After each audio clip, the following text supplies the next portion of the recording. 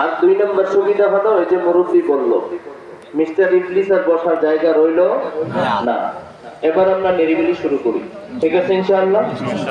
আচ্ছা, পৃথিবীতে মানুষ আল্লাহ পাঠান, মনোযোগ দিয়ে শুনবেন ইনশাআল্লাহ। পৃথিবীতে মানুষকে আল্লাহ তাআলা পাঠান, একের পর এক ধারাবাহিক পাঠান। তেলাপিয়া মাছে পোনা ছাড়ে একসাথে, ঠিক কিনা? মুরগিতে ডিমের থেকে বাচ্চা সবগুলো ফোটার পরে একসাথে হাজার থেকে বের হয়ে যায়। ইচ্ছে করলে আল্লাহ আমাদেরকে এভাবেও একসাথে পাঠিয়ে দিতে পারতেন, কিন্তু আমরা সবাই একসাথে আসছি না, আসি নাই। ধাপে ধাপে আসছি, আবার ধাপে ধাপে মরি। আর এই ধাপে ধাপে যে আমাদের আসার সিস্টেম, এই সিস্টেমের মধ্যে আল্লাহ তাআলা রেখেছেন এমন এক অদ্ভুত সিস্টেম। কাউকে আল্লাহ জন্মের মতো ছেলে দেয়, কাউকে আল্লাহ মেয়ে দেয়, কাউকে আল্লাহ উভয়টা দেয়, কাউকে আল্লাহ একটাও দেয়। তবে মনে রাখতে হবে, যাকে সব ছেলে দিল দিয়েছেন কে? আল্লাহ। আরো জোরে আল্লাহ। যাকে সব মেয়ে দিল দিয়েছেন কে? আল্লাহ। যাকে কিচ্ছু দেয় নাই দিয়েছেন কে? আল্লাহ। আবার যাকে ছেলে মেয়ে উভয়টা দিয়েছেন কে? আল্লাহ। বন্ধ করে রাখছেন, দেয় নাই একটাও। সিস্টেম কার? আল্লাহ। আল্লাহ। এটা কেউ পেলে পেল, না পেলে না, এটার সাথে আখিরাতের কোনো সম্পর্ক নেই। সন্তান না পাইলে যদি কেউ দোষী হইতো, তাহলে নবীদেরকে আল্লাহ সন্তান মুক্ত রাখতেন না। বহুত নবীদেরকে আল্লাহ সন্তান দেন নাই। সুতরাং সন্তান না পাওয়া এটা গজবের কিছু নাই না, কারণ নবীদেরকেই আল্লাহ অনেকটা সন্তান দেন নাই। কিন্তু সন্তান যে পেল, তার জন্য রয়েছে অনেক বড় দায়িত্ব। আজকে সমাজে আমরা পিতা মাতার ওয়াজ করি, পিতা মাতার কি হক, কিন্তু সন্তানদের কি হক এই ওয়াজ আমরা করি না। আমার সন্তান বড় হইলে আমার দিকে সে খেয়াল রাখবে, খেদমত করবে, এটা তার হক। কিন্তু সন্তানটা যখন ছোট ছিল, আমার কি তার পিছনে কিছু করণীয় ছিল না?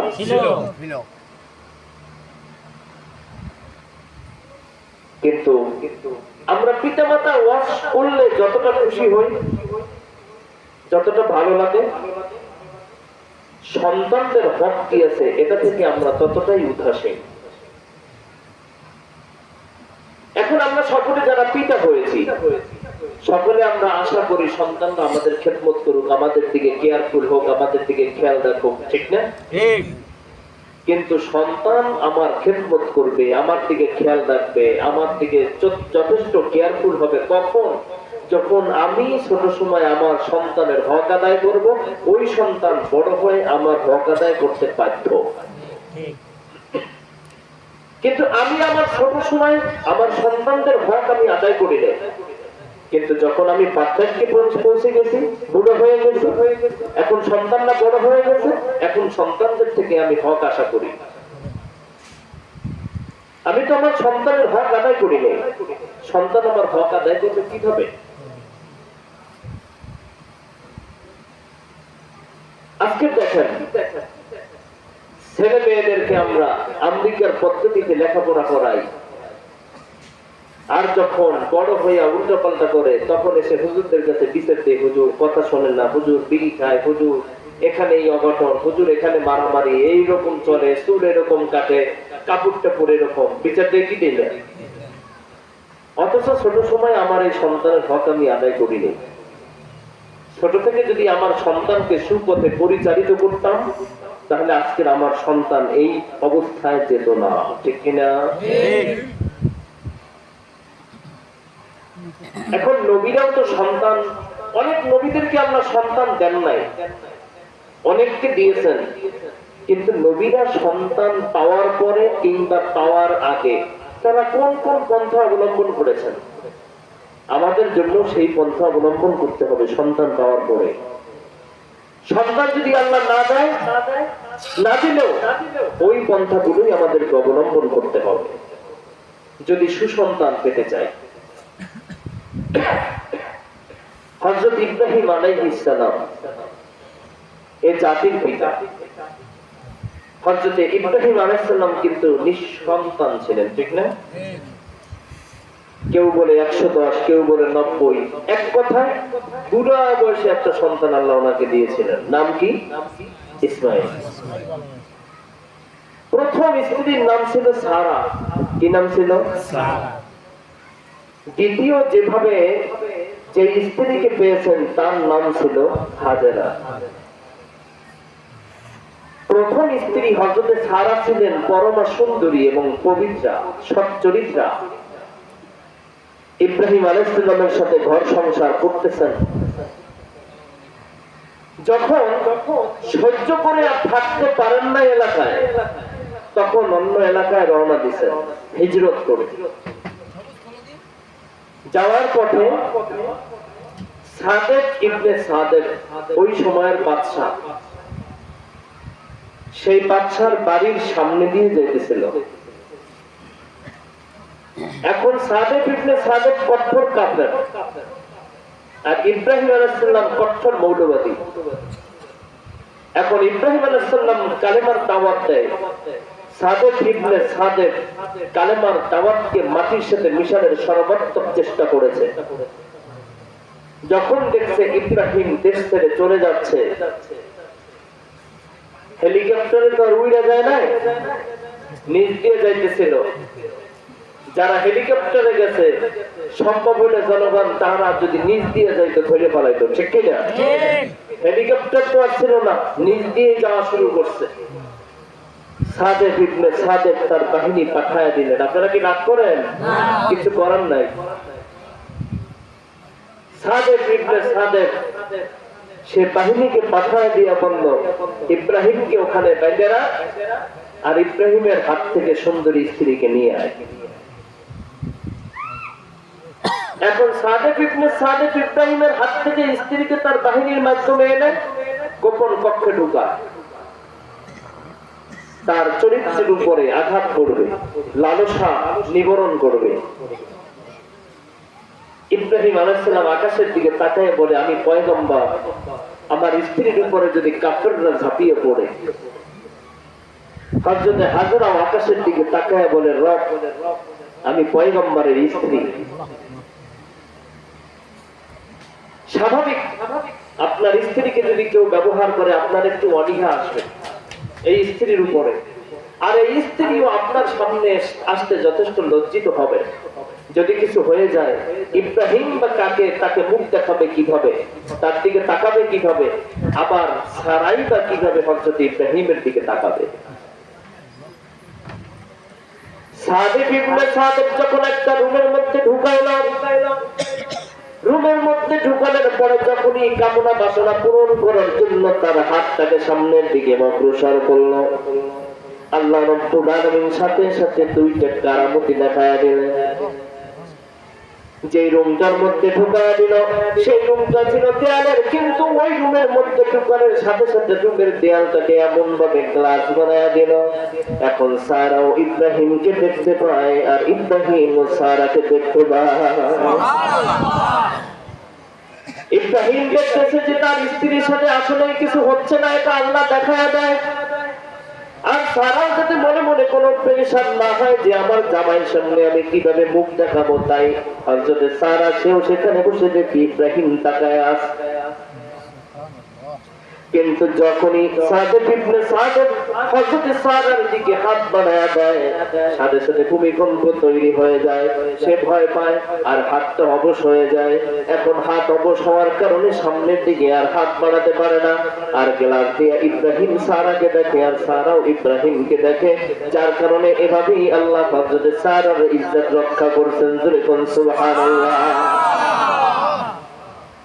সাদেক ইবনে সাদেক বাহিনীকে ডাক দিয়ে বলল, ইব্রাহিম ওখানে বসে জাদু করছে, অন্য রুমে নিয়ে যা। যেই আল্লাহ এই রুমকে গ্লাসের মতন বানায় দিয়েছে, ভূমিকম্প বানায় দিয়েছে, হাতকে অবশ করে দিয়েছে, তুই যদি সাত আকাশের উপরে ওঠো আল্লাহ ওখানেও পারে কি পারে না?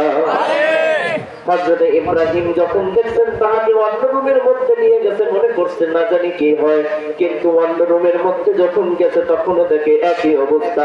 সাথে সাথে দেয়ালটা গ্লাস হয়ে গেছে, হাত পড়ানোর সাথে সাথে ভূমিকম্প তৈরি হয় এবং হাত অবশ হয়ে যায়। এখন তাকায়া দেখে সারা, ইব্রাহিম তাকায়া আছে, আবার ইব্রাহিমও দেখে সারা তাকায়া আছে। এখন দেখে হাত বাড়ে না সারার দিকে। আর একটা রুমে গেছে, একই অবস্থা। এরপরে বলতেছে কোনোভাবে সম্ভব না, এতক্ষণ তো হাত আবার ভালো হয়ে গেছে, রুম থেকে বের হওয়ার পর এখন আর ভালো হয় না। সাথে সাথে সাদেক ইবনে সাদেক বলে, তাড়াতাড়ি ছেড়ে দে, ইব্রাহিমের কাছে যা এবং আমার এক পালিত কন্যা আছে যার নাম হাজেরা, আর এই হাজেরাকে আমি আমার পক্ষ থেকে ইব্রাহিমের খেদমতে সারা জীবনের জন্য দিয়ে দিলাম। আর এই উসিলায় যেন ইব্রাহিম তার সৃষ্টিকর্তার কাছে দোয়া করে, এই উসিলায় যেন আল্লাহ আমার হাতটাকে ভালো বানায় দেয়। জোরে বল সুবহানাল্লাহ। এই হাজেরা এতদিন ছিল কে? বুঝছে না, সারা। এখন আসছে কে? হাজেরা। যখনই হযরত সারাকে পেয়েছেন, সারাকে পাওয়ার পরে তো দীর্ঘ সময় পর্যন্ত লাইট জ্বালায়া গেছে, কিন্তু ইব্রাহিম সফল দেহের অধিকারী ছিলেন, সুন্দর ছিলেন, সব দিক থেকে ফিট ছিলেন, কিন্তু সারা ছিলেন বন্দা, বরিশালের ভাষায় বলে বাজা। জীবনের সন্তান হয়ে গেছে, কিন্তু তার থেকে সন্তান আসবে না। কিন্তু এখন সারার পরিবর্তে সারার কাছে আরো একজন পেয়েছে, হাজেরা। এখন তো হাজেরার মাধ্যমে সন্তান আসার সম্ভাবনা আছে, কিন্তু ইব্রাহিম তো গেছে বুড়া হয়ে। এতদিন সমস্যা ছিল কার? সারার স্ত্রী। আর এখন স্ত্রীর পরিবর্তে এর জায়গায় আরো একজন পাইছে, কিন্তু এখন সমস্যাটা ইব্রাহিমের। কিন্তু তারপরেও রব্বুল আলামিন যখন ইব্রাহিম আলাইহিস সালাম যখন রব্বুল আলামিনের পক্ষ থেকে হাজেরাকে পেয়েছে, হাজেরাকে পাওয়ার সাথে সাথে রব্বুল আলামিনের কাছে দোয়া করেছেন, রব্বি হাবলি মিনাস সালিহিন। রব্বুল আলামিন এতদিন পর্যন্ত সারার সমস্যা ছিল, এখন তো হাজেরা আসছে, মেহেরবানি করে তোমার পক্ষ থেকে আমাকে একটা সুসন্তান দান করো। নিজের যৌবন নাই, বুড়া হয়ে গেছে, কিন্তু আল্লাহর রহমত থেকে মোটেও বৈরাস হয় না। সে মনে মনে ভাবতেছে আল্লাহ ইচ্ছা করলেই সবকিছু করতে পারে, কথা কোন ঠিক কিনা? বুড়া বয়সে যে সন্তান চেয়েছেন ইব্রাহিমের, কিন্তু এই সন্তান চাওয়ার দ্বারা বিদেশ পাঠায় টাকা কামাই করবে, সন্তানের হাতের কামাই খাবে, এমন কোন স্বপ্ন ছিল না। ইব্রাহিমের একটাই তামান্না ছিল, আমার ইন্তেকালের পরে আমার উম্মতকে হেদায়েতের উপরে চালানোর জন্য একটা সন্তান দরকার। আর রব্বুল আলামিন যখনই দেখেছেন আমার ইব্রাহিম বুড়া বয়সে সন্তান চেয়েছেন, তার নিজের কামাই খাওয়ার জন্য না, সন্তান চেয়েছেন একমাত্র উম্মতের হেদায়েতের জন্য। তাই রব্বুল আলামিন নিজেও ঘোষণা করে দিলেন, ওয়াবাশশারনাহু বিগুলামিন হালিম। ইব্রাহিম বুড়া বয়সে আমার কাছে একটা সন্তান চেয়েছো উম্মতকে হেদায়েতের উপরে চালানোর জন্য, আমি আল্লাহ তোমাকে একটা সুসংবাদ দিয়ে দিলাম, আদর্শ সন্তানের। সুবহানাল্লাহ। চাইছে দিয়ে দিয়েছে। বিগুলামিন হালিম, গোলাম মানে বাচ্চা, হালিম মানে সহনশীল, ধৈর্যশীল। মনে রাখবেন, সামনে এটা বোঝার জন্য লাগবে। ধৈর্যশীল বলছে, এটা বলে নাই যে নেককা, এটা বলে নাই যে আদম, এটা বলে নাই যে নবী হবে, এটা বলে নাই যে সে মুজাদ্দিদ হবে, বলছেন সহনশীল, ধৈর্যশীল। সন্তান যখন আস্তে আস্তে বড় হয়, রব্বুল আলামিনের পক্ষ থেকে ঘোষণা আসলো, তোমার প্রিয় সন্তানটাকে তুমি আল্লাহর জন্য বিলীন করে দাও, তোমার প্রিয় বস্তুকে তুমি আল্লাহর জন্য বিলীন করে দাও।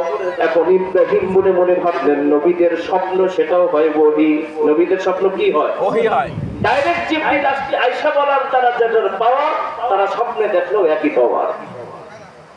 এখন ইব্রাহিম আলাইহিস সালামকে বলছে, তোমার প্রিয় সন্তান, তোমার প্রিয় বস্তুকে আল্লাহর জন্য কুরবানি দিয়ে দাও, কোথার আর বাকি রইল না। এখন ইব্রাহিম আলাইহিস সালামকে ইসমাইলকে কেন জবাই দিতে বললেন? কারণ হলো বুড়া বয়সে সন্তান যেটা পায় সেটার প্রতি কিন্তু পিতা মাতার একটু দয়া মায়া বেশি হয়। ঠিক।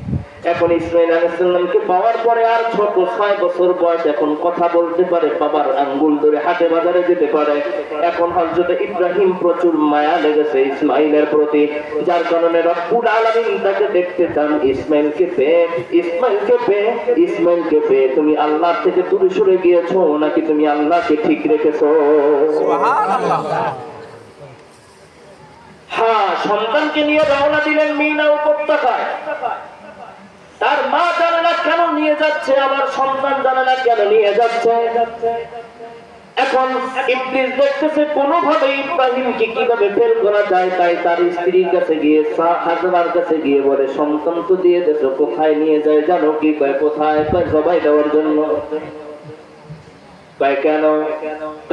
ইব্রাহিম তো স্বপ্নে দেখেছে তার প্রিয় বস্তুকে আল্লাহর রাস্তায় জবাই দিয়ে দাও, কোরবানি দিয়ে দাও। তাই সে এখন মনে করছে তার প্রিয় বস্তু ইসমাইল, তাই জবাই দেওয়ার জন্য নিয়ে যাচ্ছে। ইসমাইল জবাই যাতে না হয় এই কারণে হযরতে হাজরাকে কি করছে? ফসাইছে। হযরতে হাজরা সেও তো আল্লাহর পয়গম্বরের স্ত্রী, সেও সাথে সাথে বলে দিলেন, শোনো, আমার স্বামী যেহেতু স্বপ্নে দেখেছে, স্বপ্নে যেটা দেখে সেটা সত্য, সেটা আল্লাহর পক্ষ থেকে দেখেছে।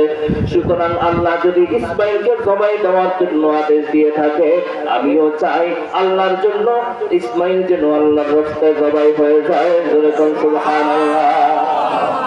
মা কি জিনিস পারছে ইবলিস? দৌড়ে গেছে ইসমাইলের দিকে, যে ইসমাইল পিছনে দৌড়তে পায়, তুমি জবাই দিবে?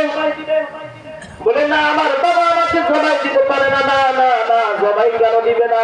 তোমার বাবা স্বপ্নে দেখেছে তাকে রব্বুল আলামিন বলেছে তার প্রিয় বস্তুকে আল্লাহর রাস্তায় জবাই দিতে, আর তুমি হলে ইব্রাহিমের সবচেয়ে প্রিয় বস্তু।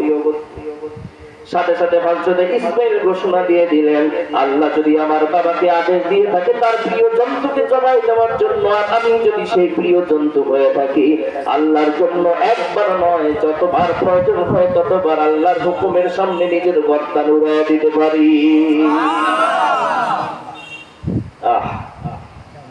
এখন ইব্রাহিম আলাইহিস সালাম ভাবলেন, ইসমাইল একটু টেস্ট করে দেখি, জবাই তো দিব, একটু টেস্ট করে দেখি। তাই কি বললেন? ইয়া আবাতি ফাআল মা তু'মার সাতাজিদুনি ইনশাআল্লাহু মিনাস সাবিরিন। সন্তান ঘোষণা। এর আগে বাবা জিজ্ঞেস করতেছে হযরত ইসমাইল আলাইহিস সালামের দিকে, কি বলে? জিজ্ঞেস করতেছে, ইন্নী আরা ফিল মানামি আন্নী আযবাহুকা ফানজুর মাযা তারা।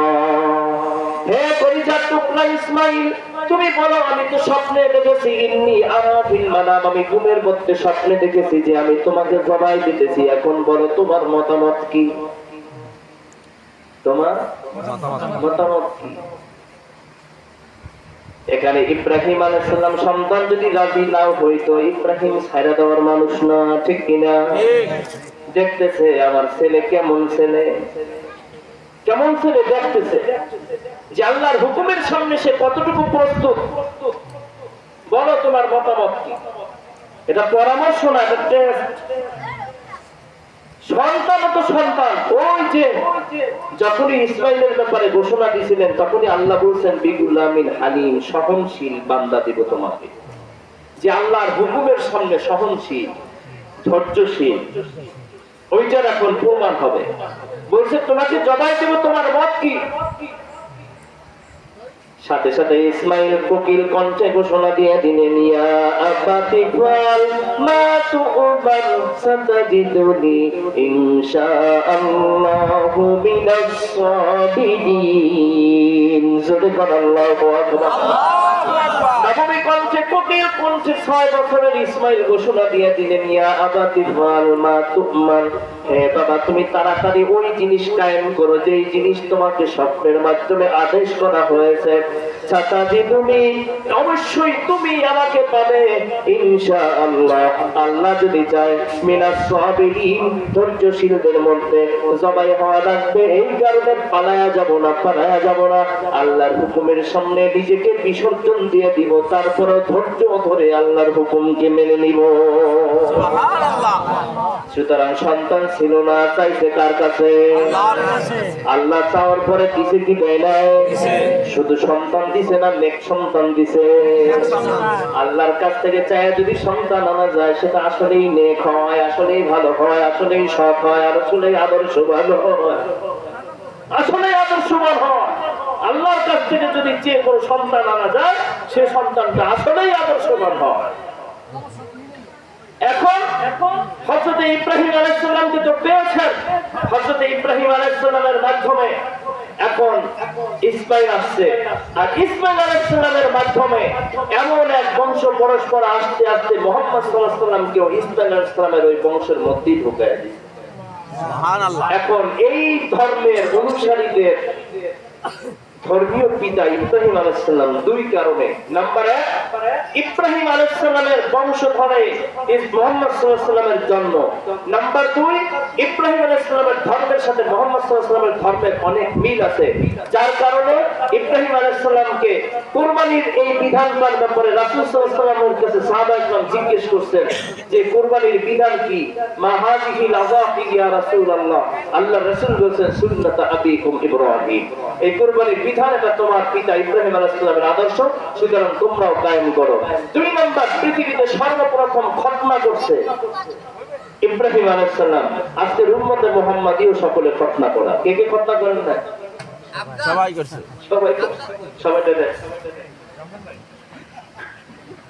সবাই করছে, কারণ এরা উম্মতে মুহাম্মাদি, আর উম্মতে মুহাম্মাদির মধ্যে ইব্রাহিম আলাইহিস সালামের আদর্শ রয়েছে। আচ্ছা, তাহলে এখানে বুঝলাম সন্তান ছিল না। কোন মাজারে চাইছে? কোন বাজারে চাইছে? কোন পীরের কাছে চাইছে? কোন কাঞ্জার আড্ডায় চাইছে? সন্তান ছিল না, কার কাছে চাইছে? আল্লাহর কাছে সন্তান চাইছে। দুনিয়া কামাই করার জন্য নাকি হেদায়েতের জন্য? আল্লাহ যখন সন্তান দিছে, সেটা কি বাজে সন্তান দিছে না ভালো সন্তান দিছে? সুতরাং এখান থেকে সবক পাওয়া যায়, সন্তান নাই চাবো আল্লাহর কাছে। সন্তান যখন চাবো, ভালো সন্তান চাবো, তাহলেই আল্লাহ ভালো সন্তান দিবে, যদি দিয়ে থাকে। আচ্ছা, আসেন এবার। হ্যাঁ, ইমরানের স্ত্রী হান্না বিনতে ফাখওয়াসের, এই হান্না বিনতে ফাখওয়াসের কোনো সন্তান ছিল না। একদিন পুকুর করে গেছে, পুকুর পাড়ে খাটলার উপরে দেখে একটা পাখির বাসা। পাখির বাসায় ছোট ছোট কয়েকটা পাখি। মা কোত্থেকে ছোটের মধ্যে খাবার নিয়ে আসছে। মা যখন বাসার উপরে বসে, তখন কিন্তু পাখিগুলো ঠোঁট দুইটা ফাঁকা করে উপরের দিকে দেয়, ঠিক কিনা? আর মা তখন বাচ্চার মুখের মধ্যে খাবার ঢুকায়া দেয়। হান্না বিনতে ফাখওয়াসের কোনো সন্তান ছিল না। যখনই সে পুকুর পাড়ে একটা গাছের উপরে একটা ডালার ভিতরে যখন পাখির বাসা দেখেছে, মা খাবার নিয়ে আসছে, আর বাচ্চাগুলো কিলমিল করে আওয়াজ করতেছে, এবং বাচ্চা মায়ের দিকে ঠোঁট খুলে দিয়েছে, আর মাও আস্তে করে তাদের খাবারগুলো মুখের মধ্যে ঢুকায় দিচ্ছে। হান্না বিনতে ফাখওয়াসের চোখের পানি ফেলে দিয়ে বলছে, একটা পাখিকেও তুমি সন্তান পালন করার স্বাদ রব্বুল আলামিন দিয়েছো, একটা পাখিকেও সন্তানের মুখের ভিতরে মায়ের ডাক শোনার তৌফিক দিয়েছো, কিন্তু আমাকে কি তুমি একটা সন্তান দিবে না? আমি কি একটা সন্তান পাবো না? সন্তানের মুখে কি মা ডাকটা আমি শুনতে পাবো না? আমাকে একটা দেও না। একটা পাখিকেও তুমি সন্তান দিয়ে তাকে পরিতৃপ্ত করছো, আমাকে কি তুমি দিবে না? এখন কাকুতি মিনতি করে যখনই রব্বুল আলামিনের কাছে বলে দিলেন, তখন আল্লাহর পক্ষ থেকে তার পেটের ভিতরে বাচ্চা দিয়ে দিয়েছে। এখন বাচ্চা যখন পেয়েছে, তখন সে, আমরা অনেকে আছে না, বাচ্চা পেটে আসতে বলি হাফেজ বাজাবো, বলি না, নিয়ত করি। এখানে বাচ্চা পাওয়ার পরে সাথে সাথে ইমরানের স্ত্রী হান্না বিনতে ফাখওয়াসের সে কি বললেন? সে ঘোষণা দিলেন, ইযা ক্বালাত ইমরাতু ইমরান রাব্বি ইন্নী নাযারতু লাকা মা ফী বাতনি মুহাররারান ফাতাকাব্বাল মিন্নী ইন্নাকা আনতাস সামিউল আলীম। হান্না বিনতে ফাকওয়াসার বললেন, রব্বুল আলামিন, আমার পেটের ভিতরে যে বাচ্চাটা আছে, এই বাচ্চাটা যখন ভূমিষ্ঠ হবে তখন আমি এই বাচ্চাটাকে আমাদের কিবলা বাইতুল মুকাদ্দাস, তখন মুসলমানদের কিবলা ছিল কোনটা? বাইতুল মুকাদ্দাস। তুমি যে আমাকে সন্তানটা দান করেছো, এই সন্তানটাকে আমি বাইতুল মুকাদ্দাসের খেদমতের জন্য দান করে দিব। যদি কোন সুবহানাল্লাহ। বাইতুল মুকাদ্দাস এমন একটা কিবলা যে বাইতুল মুকাদ্দাসের আশেপাশে যত নবীর কবর আছে, পৃথিবীর অন্য কোন ভূখণ্ডে এত কবর নাই। এরপরে বাইতুল মুকাদ্দাস এই কিবলা, এটা আমাদেরও কিবলা ছিল, অর্থাৎ মুহাম্মদ সাল্লাল্লাহু আলাইহি ওয়াসাল্লাম কিছুদিন সেদিকে ফিরে নামাজ পড়েছিলেন। অধিকাংশ মুসলমান এবং নবীদের কিবলা ছিল বাইতুল মুকাদ্দাস। আর এই বাইতুল মুকাদ্দাস এমন বিভিন্ন অঞ্চলে নবীর আবির্ভাব করছে, ওই নবীরাও হিজরত করে বাইতুল মুকাদ্দাসে গেছে। এমনকি মুহাম্মদ সাল্লাল্লাহু আলাইহি ওয়াসাল্লামকে মেরাজে নিবেন, সরাসরি কাবা থেকে মেরাজে নিতে পারতেন, কিন্তু তাকেও এই কাবা থেকে বাইতুল মুকাদ্দাসে নিতে লাগে, ওখান থেকে আল্লাহ ঊর্ধ্ব আকাশ নিয়েছেন। সুতরাং মুসলমানদের জন্য বাইতুল মুকাদ্দাসের মর্যাদা আছে না নাই? আছে। আজ সেই বাইতুল মুকাদ্দাসকে দখল করে নিচ্ছে ইসরায়েল। সেখানে সব মরুভূমির সাথে মিশিয়ে দেওয়া হলো মুসলমানদের বাড়ি ঘর। আপনি কি মনে করেন ওই জায়গাটা যদি মুসলমানরা ছেড়ে দেয়, তাদেরকে আলিশান বড় বড় টাওয়ার বানায় দেবে অন্য কোথাও?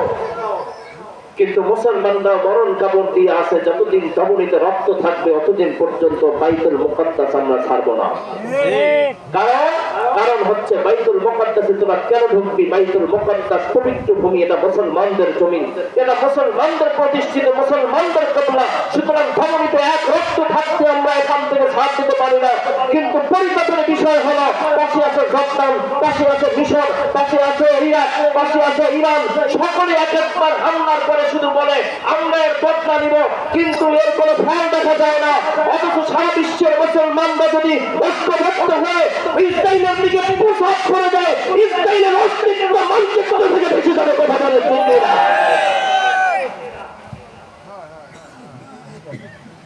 অত্যন্ত পরিতাপের বিষয়। এখন সেই বাইতুল মুকাদ্দাসের খেদমতের জন্য আমি দিয়ে দিব, ভালো কথা, সেটা তো একটা মসজিদ, মসজিদের খেদমতের জন্য দিয়ে দিবে।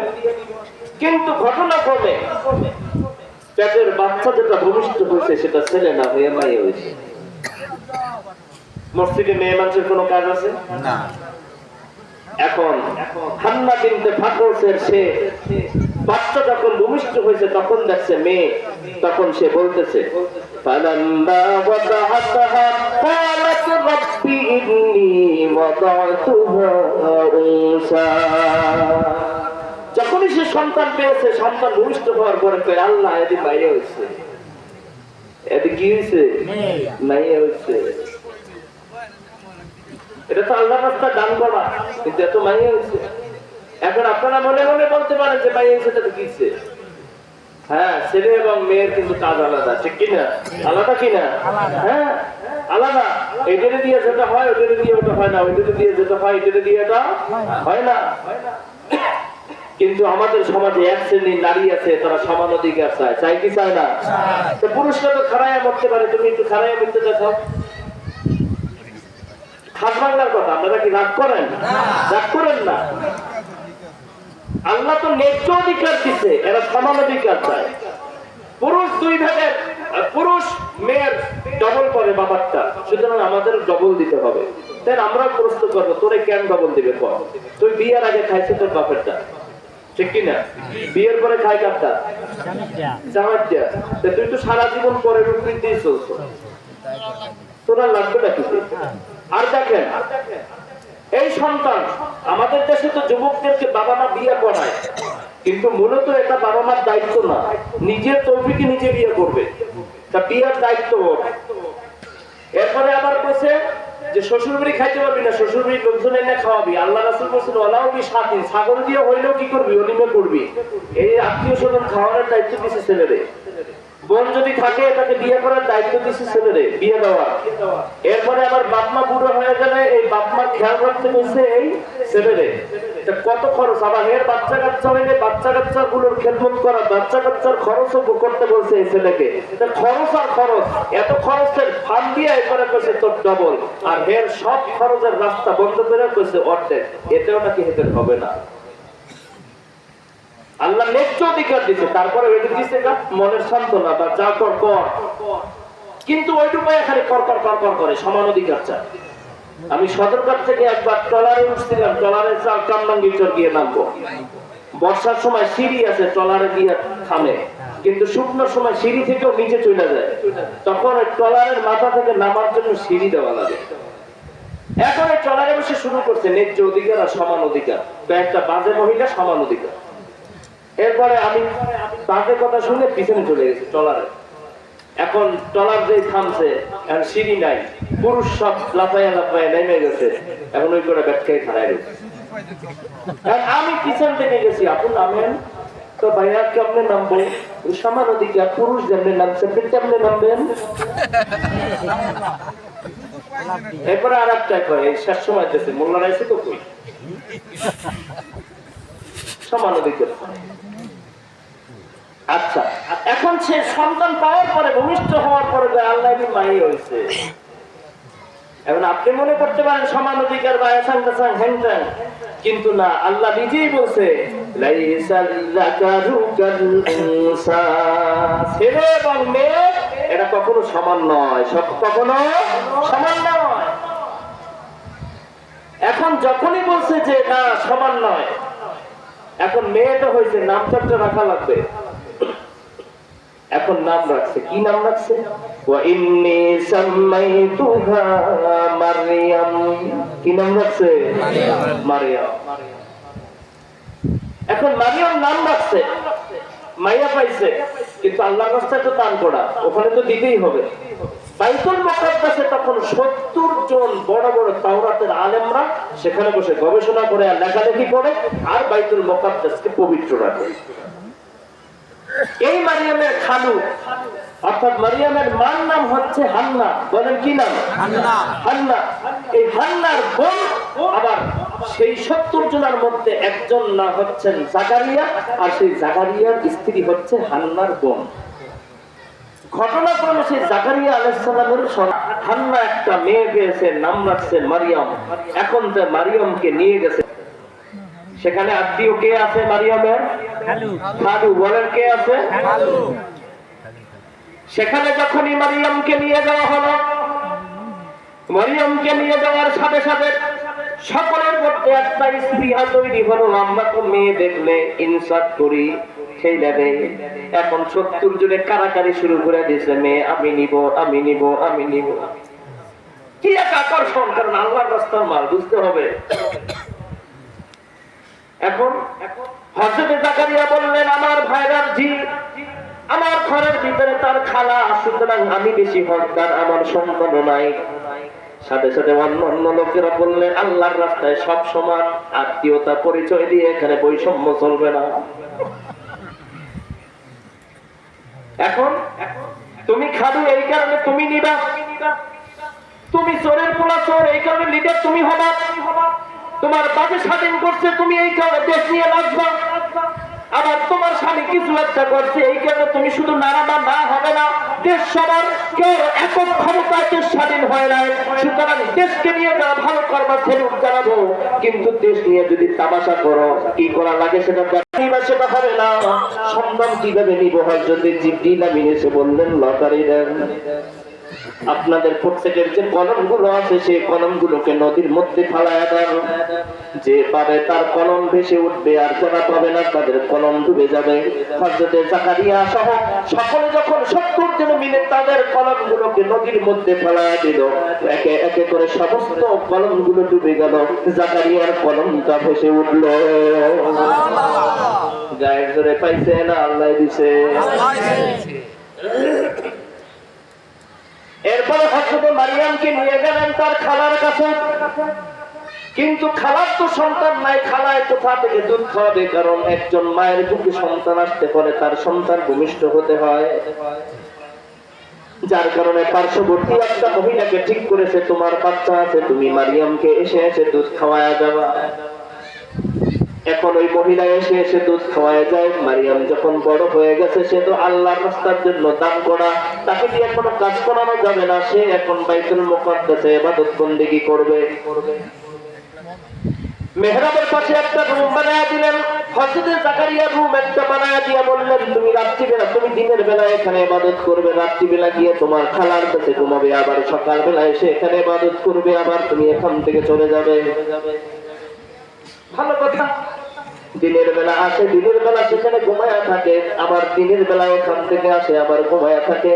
এখন দিনের বেলা এসে ইবাদত করে রাত্রিবেলা গিয়ে খালার কাছে ঘুমায়া থাকে। হঠাৎ করে একদিন হযরত জাকারিয়া প্রবেশ করলেন তার রুমের ভিতরে। যখন প্রবেশ করলেন তার রুমের ভিতরে ঢোকার পরে এক অদ্ভুত কাণ্ড দেখলেন। এদিকে হযরত মারিয়াম ছোট অবস্থায় গেলেন তার খালার কাছে, কিন্তু কি এক আশ্চর্য দেখলেন। হযরত মারিয়াম পাড়ার অন্যান্য বাচ্চারা এক বছরে যতটা বড় হয়, হযরত মারিয়াম একদিনে তার থেকে বেশি বড় হয়ে যায়। জোরে বলুন সুবহানাল্লাহ। একদিনে তার থেকে বেশি বড়। এখন হযরত জাকারিয়া সেখানে ঢুকলেন। হযরত জাকারিয়া সেখানে ঢোকার পরে কিন্তু ভূমিষ্ঠ যখনই হয়েছে, তখন কিন্তু আবার এই মারিয়ামের জন্য তার মা দোয়া করেছিলেন, ওয়া ইন্নী উঈদুহা বিকা ওয়া যুররিয়াতাহা মিনাশ শাইতানির রাজীম। আমি যে সন্তান ভূমিষ্ঠ করলাম, এই সন্তানের জন্য দোয়া করি, আল্লাহর কাছে আশ্রয় চাই, আল্লাহ যেন আমার সন্তানকে যেন শয়তানের অনিষ্টতা থেকে হেফাজত করে। সুবহানাল্লাহ। এখন আসেন তো, ভূমিষ্ঠ হওয়ার পরে দোয়া চেয়েছে, ওয়াইন্নি উঈদুহা বিকা, উঈদুহা মুয়ান্নাসের জমির, মানে এই মেয়ের ব্যাপারে আমি আল্লাহর কাছে আশ্রয় চাই, মিনাশ শাইতানির রাজীম, বিতাড়িত শয়তান থেকে। মুহাদ্দিসিনে ইকরাম বলেন, ভূমিষ্ঠ হওয়ার পরে বাচ্চা ওয়া ওয়া করে কি করে না? আপনাদের একটু কথা বল। করে। কেন পড়ে? আল্লাহ রাসূল বললেন যে ভূমিষ্ঠ হওয়ার পরে আল্লাহ সন্তান মায়ের পেটের ভিতরে এতটা নিরাপদ আল্লাহ রেখেছেন যে শয়তান বাহিরে গুড়গুড় করে, কিন্তু মায়ের পেটের ভিতরে যে সন্তান আছে, এই সন্তানের কোনো ক্ষতি শয়তান করতে পারে না। কারণ পেটের ভিতরে যখন সন্তান থাকে, এই সন্তান কি খাবে, কোথায় থাকবে, কেমনে থাকবে, উঠে থাকবে না, চিদে থাকবে না, কেমনে কি, সব দায়িত্ব কার? সুতরাং পেটের ভিতরে আল্লাহ হেফাজত করেন। কি আশ্চর্য! একটা পানির থলির ভিতরে বাচ্চাটা থাকে, ঠিক কিনা? ডাক্তাররা দেখবেন, বলে যে পানি ঠিক আছে বা পানি কমে গেছে, মানে পানির মধ্যে থাকে, অথচ এই বাচ্চাটা ওখানে বসে নড়াচড়া করে, এর দ্বারা বোঝা যায় সে মুর্দা নাকি জিন্দা। জিন্দা। যখনই পেট থেকে আউট হয়, তখন তাকে জাবের মধ্যে ঢুকাইবেন, পানির মধ্যে বাঁচবে না, অথচ 10 মাস আল্লাহ পানির মধ্যে তাকে বাঁচাইয়া রাখছে। সুবহানাল্লাহ। ওখানে কিন্তু পানির মধ্যে ছিল, যে আউট হয় এখন আর বাঁচে না পানির মধ্যে। নাম্বার 2, ওই পানির মধ্যে 10 মাস পর্যন্ত ছিল, কিন্তু আল্লাহ তাআলা ওখান থেকে, ওই পানির থেকে একটা ফোঁটা পানিও ওই বাচ্চাকে মুখ দিয়া খাওয়ায় নাই, নাক দিয়া মায়েরটা খাওয়াইছে, তারপরও যে পানির মধ্যে ছিল সেই পানি থেকে খাওয়ায় নাই। কেন খাওয়ান নাই? ওই পানিটা হলো নাপাক। আমার বান্দা দুনিয়ায় যাওয়ার পরে তার পবিত্র মুখ দিয়ে আমি আল্লাহর পবিত্র নাম নিবে, সুতরাং এই নাপাক মুখের, এই নাপাক আমি আমার বান্দার পবিত্র মুখ দিয়ে ঢুকে তার মুখটাকে অপবিত্র বানাতে পারি না, ঠিক কিনা বলে? 3 নম্বর হলো এখন আমাদের বিপদ। আরে বেটা, ভিতরে আছে তো আল্লাহই তো লাগছে, কোন অবস্থায় আছে, কেমনে আছে আল্লাহই তো জানে। আজ পর্যন্ত কয়টা গরুর সিজার লাগছে? একটাও না। রোহিঙ্গা শিবিরের মধ্যে তো কোনো হসপিটাল নাই, কিন্তু তাদের তো বাচ্চা মাশাআল্লাহ বছরে বছরে হয়, কিন্তু সিজার তো লাগে না। এর কারণ কি? এর কারণ হচ্ছে তুমি যদি ভিতরে কেমনে আছে সেটা যদি তুমি গবেষণা না করো, আল্লাহর উপরে ভরসা করে যদি ছেড়ে দাও, আল্লাহ এখানের দায়িত্ব নিয়ে নিবে। আর যখনই তুমি মধ্যে কেমনে আছে, উল্টে আছে, ছেলে না মেয়ে, এই সেই সব নিয়ে যখন নাক গলাবা, তখন আল্লাহ বলে ঠিক আছে তাহলে তুই দেখ আমি গেলাম গা। তখন ডাক্তার বলে পানি কমে গেছে, উল্টে আছে, পায়খানা খায়া করে শেয়ার করে, সুতরাং পেট থেকে বের করো। সুতরাং এখানে দায়িত্ব নিয়েছেন আল্লাহ, এটা ছেড়েও দিতে হবে কার কাছে? মাশাআল্লাহ। এরা কই বসবে? ওই মাহিদের এক জায়গায় সন্তান, কিন্তু আল্লাহ হেফাজত করছেন। ভূমিষ্ঠ হইলে সন্তান জাল ফেলে। এখন এখানে ঔষধ, আমরা কিন্তু সন্তান ভূমিষ্ঠ হইলে এক কানে কি দেই, আর এক কানে কি দেই, একামত দেই। কেন? এই যে আযান, এটা হয় একামত। আযান একামতের সর্বপ্রথম যে শব্দটা, সেই শব্দটা কি? আপনারা শোনেন নাই জানেন? জোরে বল। এখানে সর্বপ্রথমে দুনিয়ার ভিতরে আসার পরে তার কানে আযান দাও, আর এক কানে একামত দেওয়ার কারণ কি? এর কারণ হচ্ছে দুনিয়ার ভিতরে সে আসছে, এতদিন পর্যন্ত পেটের ভিতরে সে কোনো শব্দ শুনে নাই, দুনিয়ার ভিতরে আসছে। দুনিয়ার ভিতরে আসার পরে সর্বপ্রথম তার কানে আযান এবং ইকামত দিয়ে দাও। যার কারণ হচ্ছে এই যে সে দুনিয়ার ভিতরে আসার পরে সর্বপ্রথমই যেন সে শুনে আল্লাহু আকবার। দুনিয়ার ভিতরে ঘুষ থাকতে পারে, আমেরিকা থাকতে পারে, ভারত থাকতে পারে, হাসিনা থাকতে পারে, ইসরায়েল থাকতে পারে, কিন্তু জগতের ভিতরে যা কিছু আছে সব থেকে বড় কে? দুনিয়ার ভিতরে আসার পরে সর্বপ্রথম যখন সে আল্লাহু আকবারের আওয়াজ শুনবে, আল্লাহর নাম শুনবে, এই আল্লাহর নামের প্রেম তার দিলের মধ্যে এমন ভাবে ঢুকবে, সারা জীবন চেষ্টা করেও কেউ তাকে কাফির মুশরিক বানাতে পারবে না। এই কারণে দুনিয়ার ভিতরে আসার পরে সর্বপ্রথমে তার কানে আল্লাহু আকবারের আওয়াজ দিয়ে দাও। কথা কোন ঠিক কিনা? এটা নিয়ে ইসরায়েল, এই খ্রিস্টানরা গবেষণা করছে আযান কেন। তখন তারা বলে দুনিয়াতে আসার পরে প্রথমে যেহেতু আল্লাহর নাম শোনে, সুতরাং আল্লাহর সাথে একটা আসার পরে কানেকশন হয়ে যায়। দিনাজপুরে বেশ কিছু এলাকা খ্রিস্টানদের, ওখানে কিছু ক্লিনিক আছে, ওই ক্লিনিকের অপারেশন থিয়েটারে তো আর কাউকে যেতে দেয় না, ওখানে ছোট ছোট কোরআন শরীফ রেখে।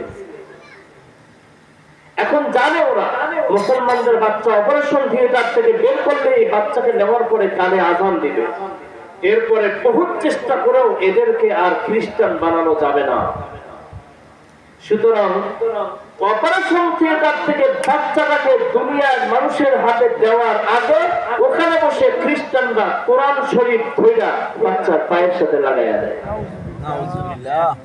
এখন সে পরবর্তীতে যতই আপনি কানে আযান দিবেন, আগে কানের আওয়াজ দিছে নাকি আগে কোরআনের সাথে বেয়াদবি করছে? সুতরাং যে প্রথম এসেই কোরআন লাঠি মারছে, যতই আযান করে দেখ, আমাদের এইটার প্রভাব সর্বপ্রথম ওর মধ্যে পড়বে। এই কারণে বুঝে শুনে সিজারে দিবেন। অপারেশন থিয়েটার থেকে বের হওয়ার সাথে সাথে এক কানে আযান আর এক কানে ইকামত দিবেন। আল্লাহ রাসূল বলেছেন তোমরা সাথে সাথে আযান দিবা, কারণ দুনিয়ায় ভূমিষ্ঠ হওয়ার সাথে সাথে শয়তান তাকে ঘিরে ফেলে, জাল ফেলে। আর শয়তান দূর করার জন্য সর্বপ্রথম সবচেয়ে বড় ঔষধ হচ্ছে আল্লাহু আকবার। সুতরাং এটা হচ্ছে আমাদের সন্তানদের দ্বিতীয় দায়িত্ব আমাদের পক্ষ থেকে। সন্তান আল্লাহর কাছে চাইবো, নেক নিয়ত করবো, যেটা দিয়ে দুনিয়া কামাই করতে চাই না, দিন চাই দিন। দুই নাম্বার হচ্ছে ভূমিষ্ঠ হওয়ার সাথে সাথে তাকে কি করবো? এক কানে আর এক কানে দেখাবো। মাসালা আমাদের সমাজে বলে ছেলে যদি হয় আযান দিবে বাইরে, মেয়ে যদি হয় আযান দিবে ঘরে। এটা ভুয়া। বলেন এটা কি? এটা একটা বৈষম্য। কেন? ছেলে হইলে বাইরে আযান দিবে, সবাই শুনবে, খুশি। আর মেয়ে হইলে চুপচাপ ঘরের মধ্যে আযান দিবে, মেয়ে হয়েছে। কেন? এই সমাজে বহুত মানুষ এমন আছে, ছেলে পাওয়ার পরে আল্লাহ এমন আকাম করে দোয়া করে, আল্লাহ এই ছেলে তুমি আমার ঘরে দিলা কা। কথাটা ঠিক কিনা? আবার অনেকে আছে বলে আল্লাহ এরকম মেয়ে আরো 10টা দিতা। কারণ শান্তি দেওয়ার মালিক কে? আমরা মনে করি ছেলে শান্তি দিতে পারে না। শান্তি যদি আল্লাহ কাউকে দেয়, ছেলে মেয়ে ছাড়াও দিতে পারে। শান্তি কাউকে দিতে চাইলে শুধু মেয়ে দিয়েও দিতে পারে। শান্তি যদি আল্লাহ কাউকে দিতে চায়, ছেলে দিয়েও দিতে পারে। সুতরাং শান্তি একটা আলাদা জিনিস। ছেলে হইলেই যে শান্তি হবে বিষয়টা ভুয়া। ঠিক কিনা বল? সন্তান আল্লাহ দিয়েছেন, এখানে বাইরে আর ঘরে নাই কোনো। বলেন এই আযানটা বাহিরে দিবে না, কারণ এই আযানটা তো সন্তানের কল্যাণে, এটা নামাজের আযান না, ঠিক কি না? নামাজের আযান হইলে বাহিরে দিবে, কারণ এই আযান দিয়ে মানুষকে নামাজের দিকে ডাকা হয়, আর এই আযান তো সন্তানের কল্যাণের জন্য। সুতরাং সন্তান ভূমিষ্ঠ হয়েছে ঘরে, এখন সন্তানের কানে আযান দেওয়া সুন্নাত, সন্তানের ফায়দার জন্য। এটা হইল। সুতরাং সন্তান হইলে যে আযান দেওয়া হয় সেটা বাইরে নাকি সন্তানের কানে? সন্তানের কানে। দুই, যদি কোনো পুরুষ আযান দেওয়ার মতো নাও থাকে, তাহলে কোনো মহিলা যদি আযান দিতে পারে, ইকামত দিতে পারে, সেই মহিলার কানে আযান এবং ইকামত দিয়ে দিবে। কারণ নামাজের আযান ইকামত জোরে হয় যাতে মানুষ নামাজের দাওয়াত পেয়ে আসে, আর সন্তানের কানে যে আযানটা দেওয়া হয় সেটা জোরের দরকার নাই, কারণ সেটা শুধু তাকে শোনানো উদ্দেশ্য। আর তাকে শোনাতে গিয়ে যদি সন্তানের কানে কানে কোনো মহিলা আযান দেয়, ইকামত দেয়, এই আযান ইকামতের আওয়াজ ঘরের বাহিরে যাবে না, বেশি দূরে যাবে না। সুতরাং মহিলার কণ্ঠের সতরের কোনো সমস্যা হবে না। উদ্দেশ্য হচ্ছে তার কানে আল্লাহু আকবারের আওয়াজ দিয়ে দেওয়া। এটা মহিলা দিলেও চলবে, পুরুষ দিলেও চলবে। পুরুষ থাকলে পুরুষ দিবে, পুরুষ না থাকলে মহিলা দিয়ে দিবে। সুতরাং দিতেই হবে, আযান থেকে যেন কোনো সন্তান খালি না থাকে। কথা কি বুঝে আসছে? বুঝে আসছে। এখান থেকে আরেকটা জিনিস বোঝা যায়। বলেন, মানুষ যখন ইন্তেকাল করে, ইন্তেকালের পরে একটা নামাজ আছে না নাই? সেই নামাজটার নাম কি? ওই নামাজের আযান আছে? ইকামত আছে? কিন্তু এই যে মাগরিবের নামাজ পড়ছেন, আযান ইকামত ছিল কি ছিল না? আচ্ছা বলেন, একটা আযান আর একটা ইকামত আর একটা নামাজ, ঠিক কি না? আযানের পরে ইকামতের মাঝখানে একটা সময় দেয় কি দেয় না? দেয় কি দেয় না? এলাকার ইমাম আপনি? আসরের আযান কয়টায়? 4:45। নামাজ কয়টায়? 5টায়। তাহলে এখানে 15 মিনিট গ্যাপ আছে না নাই? আচ্ছা, আযান এবং ইকামতের মাঝখানে 15 মিনিট গ্যাপ দিছে, কিন্তু ইকামত শেষ হওয়ার পরে আল্লাহু আকবার বলে দাঁড়াইছেন, এখানে কোনো সময় দিবেন না। ইকামত এবং নামাজের মাঝখানে কোনো সময় নাই, কিন্তু আযান এবং ইকামতের মাঝখানে সময় আছে। এখন আপনার কানে আযান হয়ে গেল, ইকামত হয়ে গেল, নামাজ কিন্তু হলো না। মৃত্যুর সময় কিন্তু আবার আপনার উপরে একটা নামাজ পড়া হবে, সেখানে নামাজ হবে, আযান হবে না, ইকামত হবে না, ঠিক কি না? ঠিক। এখন প্রশ্ন জানতে পারে, জানাজা পড়বো কিন্তু এটাও নামাজ, কিন্তু এখানে তো আযান হলো না, ইকামত হলো না। আরে ভাই, তোমার আযান এবং ইকামত তো দুনিয়ায় আসার পরে হয়ে গেছে, বাকি ছিল নামাজ, আজকের সেই নামাজ। কথা কোন ঠিক কিনা? দুই নাম্বার বিষয় হলো, আযান এবং ইকামতের মাঝখানে একটা সময় পাওয়া যায়, কিন্তু ইকামতে যখন লা ইলাহা ইল্লাল্লাহ বলে এরপরে আর সময় পাওয়া যায় না, আল্লাহু আকবার বলে ইমাম সাহেব দাঁড়ায় যায়। সুতরাং আযান এবং ইকামত শেষ। আপনার যদি ইকামত বাকি থাকতো, আপনি মনে করতে পারতেন যে এখনো সময় আছে, কিন্তু ইকামত শেষ। আযান এবং ইকামতের মাঝখানে একটা সময় থাকে আপনার, কিন্তু সেই সময়ও শেষ। ইকামতের পরে আর নামাজের মাঝখানে কোনো সময় থাকে না। সুতরাং লা ইলাহা ইল্লাল্লাহ বলতে দেরি, আল্লাহু আকবার বলতে দেরি হয় না। এতটুকু সময় আপনার আমার হায়াত। কথা কোন ঠিক কিনা? এতটুকু হায়াত, এটা দিয়ে কত বাহাদুরি, কত টান্ডি খেলা, কত জমি দখল, কত হানাহানি, কত মারামারি। এখন ইব্রাহিম হযরত জাকারিয়া আলাইহিস সালাম তো একে পাইছেন, একে পাওয়ার পরে তার বোনকে দিছে, বউকে। বউ বাস লালন পালন করছে, বড় হয়েছে, এখন ওই মেহরাবের মধ্যে যায়। এখন হযরত জাকারিয়া একদিন ফুট করে রুমের মধ্যে ঢুকছে। জাকারিয়ার সন্তান ছিল, আপনারা আছেন না? ভাবছেন? কে কে ভাবছেন? হাত দেখান। আচ্ছা, এখন জাকারিয়া আলাইহিস সালাম যখন দেখছে রুমের মধ্যে ঢুকছে, রুমের মধ্যে ঢোকার পরে দেখে কি, এখন এই সিজনে যে ফল পাওয়া যায় না, সেই ফল জাকারিয়া আলাইহিস সালাম রুমের মধ্যে দেখছে। আনসিজনের ফল, একটার নাম কোন? এই সিজনে পাওয়া যায় না, কি ফল এটার নাম কোন? মনে করেন ডৌয়া। ডৌয়া পাওয়া যায় এখন? এই সিজনে ডৌয়া পাওয়া যায় না, এখন দেখি ডৌয়া। কি রে ডৌয়া এলো করতে? তোর এখানে তো কোনো পরপুরুষ ঢোকার কথা না, ডুবছে কে দিয়ে গেছে, আর হাতিয়ে দিলে বাজারে ডুবাইলো করতে। এখন হযরতে জাকারিয়া মরতে যখনই ঢুকছে আর এই ফল যখন পেয়েছে, তখন সে বলতেছে, কি বলতেছে?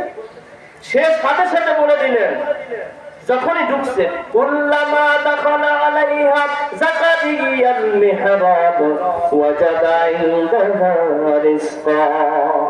যখনই রুমের মধ্যে ঢুকছে তখনই দেখে বিভিন্ন ধরনের ফল। এখন জিজ্ঞেস করছে, আল্লাহ কি হাযা, মারিয়াম এগুলো পাইছো কই পাইছো এগুলো? সাথে সাথে হযরত মারিয়াম বললেন, কোন পরপুরুষ দেয় নাই, কোথাও থেকে আসে নাই, তবে শোনো এগুলো কোথা থেকে এসেছে শোনো। হাযা মিন ইনদিল্লাহ, জোরে বলেন আল্লাহ, আর জোরে বলেন ক্বালাত হুয়া মিন ইনদিল্লাহ, এগুলো সব আমার আল্লাহর পক্ষ থেকে আসছে। সুবহানাল্লাহ। এখন জাকারিয়ার মাথা খারাপ। কেন মাথা খারাপ? ওইটার দিকে পরে আসি। এখানে হযরত জাকারিয়াকে এভাবে খাওয়াইছে, মারিয়ামকে। মুহাম্মদ সাল্লাল্লাহু আলাইহি ওয়াসাল্লাম বলতেছেন, বনি ইসরাইলের এক মারিয়াম ছিল, আর আমার উম্মতের এক মারিয়াম আছে। আমার উম্মতের মারিয়ামের নাম হচ্ছে ফাতেমা। কেন বলছেন? ঘরে গেছে, খাবার নাই, চলে আসছে, আবার ডাক দিছে ফাতেমা, গিয়ে দেখে 3টে রুটি এবং খাবার।